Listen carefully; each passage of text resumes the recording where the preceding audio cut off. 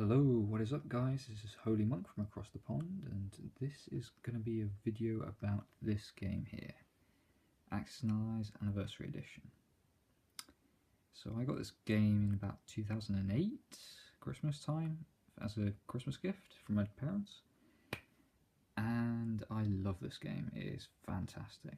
So, Avalon Hill, the publishers, have announced that they're going to reprint it, coming this autumn.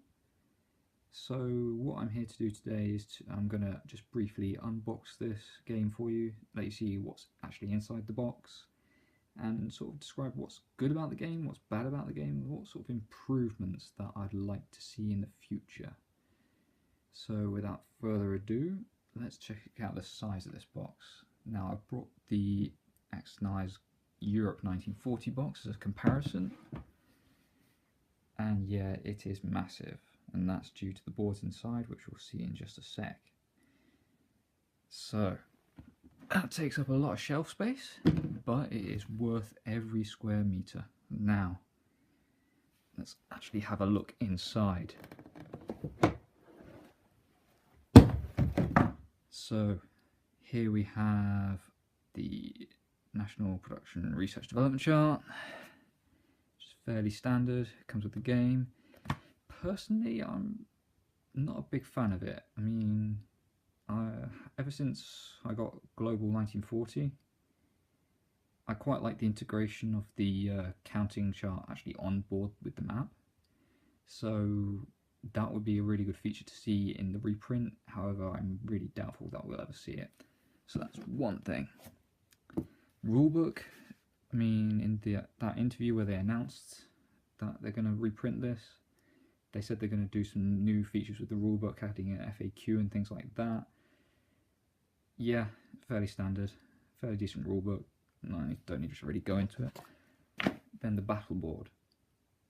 Now, if you play Axis and Allies, you're either a fan of the battle board and taking pieces to and from the battle board all the time. Personally, I like that. It takes away the crowdedness of the actual map and knocking things over.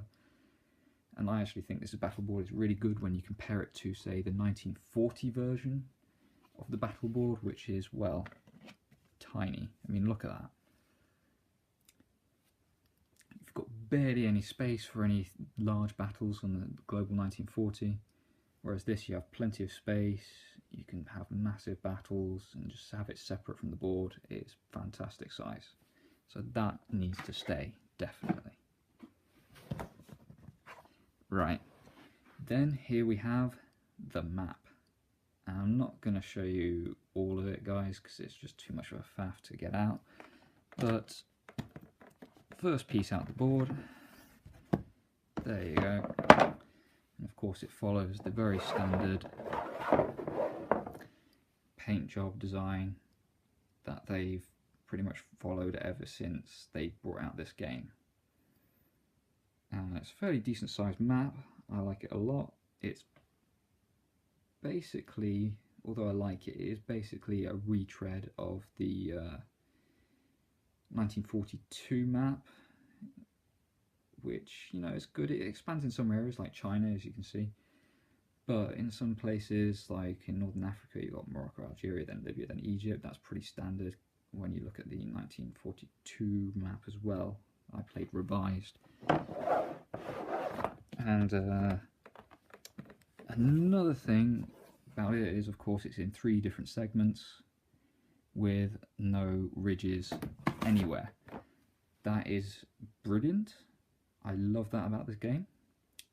But I am not a fan of the thickness. I think it could be a thicker board. It's very wobbly. It can bend and bow quite easily. I think when I first got this game, the boards were a little bit bent because they were resting at the bottom of the box, and the box had curved a bit as well. So I had to sort of put it down with weights to sort of flatten it out. But it's good now, but you know, if they come out with a thicker board in the autumn, that would really improve the experience and make it a lot more solid. So then we have the unit trays, and just take a look at that artwork. That is fantastic. got rifles. You can also vaguely see the map in the background and some very like era memorabilia, which is really good. I really like this design.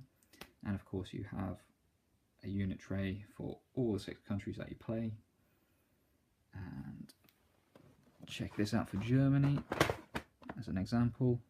There you go, you can see the unit trays. You can divide it into land units, sea units and air units. And of course I put my control markers in the air units because there's barely any air units. And the reason why this is so packed is I also merged my D-Day game and my revised 1942 into this tray, so I've got extra units of everything, and I also sort of stripped some of the other pieces in here to put in my 1940 game. But anyway, you get the picture. They need to keep these trays and compartments in these because they are absolutely fantastic. Just to separate it means you have less units to sift through and fiddle with. Very convenient. And then also these things. These have to stay in the reprint.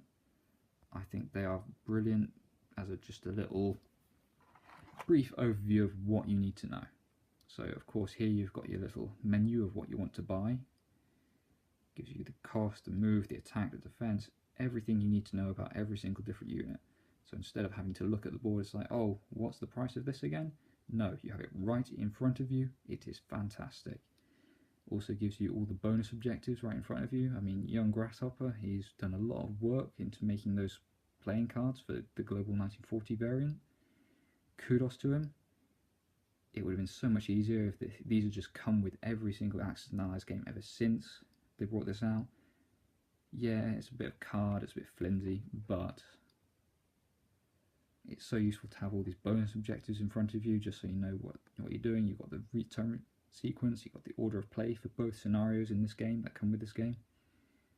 And so it's just like a point of reference, so you don't have to go, oh, what are we doing again? What are we doing again? And not having to try and keep up. It's just there, right in front of you. And then of course you've got all the setup for 1942, 1941, how much money you get in each of those things. I mean, and you can see in some of the 1940 things, they have a quite utilitarian function with the box, in that you have that on the box cover. And, you know, it's nice and it's functional, but it could be better. And Anniversary is better. So that is something that just needs to stay. And of course, finally, it's got to be the Italy pieces. Ever since they brought out Global 1940 with the dedicated Italy pieces,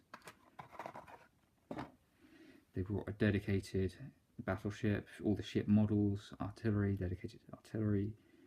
I mean, with the Anniversary Edition, they got their own tanks and their own infantry molds, but for the rest of it, it was pretty much a carbon copy of the other Axis powers. I think its Navy is pretty much a carbon copy of it's the same molds as the German molds in this game, and I think the artillery is from Japan, but just brown.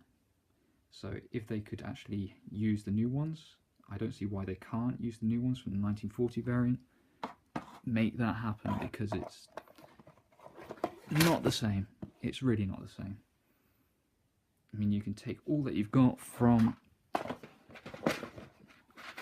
the recent reprints, not the reprints, sorry, the global versions, and make this a better game. Now, of course, Global 1940 has no money. Come on, guys, we need money. You may not be a fan of notes, you may want to play with chips or whatever, but just give us something so that we don't have to mark it down about who's got what with paper. We really need that. And of course, chips, various other utilitarian things to keep the game running. And of course, you know, I love the fact that we have compartmental trays for all the extra pieces as well. I mean, Global 1940 with the Europe and Pacific, they just come with the unit trace for the countries. There's nothing extra for all the extra bits and bobs that come with this game. And you really need that. I mean, come on. You need a section for your dice, you need a section for your factories and anti-aircraft guns, and your red and grey ships if you're so pleased. And this has also got, of course, the Chinese infantry that come with this game. Yeah, would it be too much to ask for a plane? I'd say no. And so yeah, and then all the other extra bits that come with this game are in here. Now, Young Grasshopper has, of course, in his videos, if you don't know him, check him out, said that he really likes the damage tokens that come with this game, and I absolutely agree. It's better than using one of these grey chips over here to signify damage. Look, these say damage. Just use them. But as for the other tokens, we've got the research tokens. Love them or leave them, I'm not really fussed about them. They'll probably pitch up if it's an actual dedicated reprint, but you know, I don't think the game would lose anything by losing these. And then of course you've got the victory cities, because this game is very focused on victory cities. These are the victory conditions. You get so many cities, you win the game, and depending how many you have, means how much you've won by. And again, it would be nice to have something to indicate how you win the game. I don't think victory cities are one of them. I think it's just a bit lame. I do like, however, the objectives that this game comes with. I mean, if all the powers actually got all their objectives and their bonus incomes together in one turn, that would be a decent win. A lot more realistic to the history. And yeah, but that's another topic entirely. So yeah, that is Axis and Allies 50th anniversary edition. And well, basically, if you like what you've seen, comment, rate, subscribe, and let me know what you want to see in this reprint of Axis and Allies anniversary, because it's a good game, but of course Axis and Allies has come a long way since 2008. What do you want to see? Okay, thanks, bye bye.